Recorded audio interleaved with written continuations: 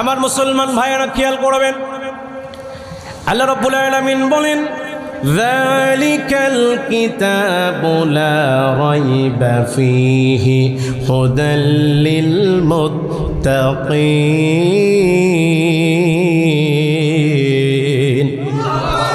আল্লাহ রাব্বুল আলামিন বলছে, বান্দারে আমি এমন একটা কিতাব নাজিল করেছি, এমন একটা কোরআন তোমাদের ওপরে দিয়েছি, যেই কোরআন ভুল তো দূরের কথা, এই কোরআনুল কারীমের ভিতরে বিন্দু পরিমাণ সন্দেহ নাই।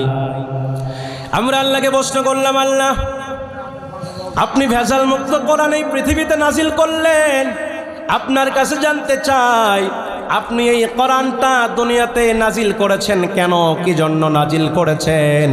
রব্বুল আলামিন সূরা ইব্রাহিমের 1 নম্বর আয়াতে কারিমার মধ্যে বলছেন, রব্বুল আলামিন বলছেন কিতাবুন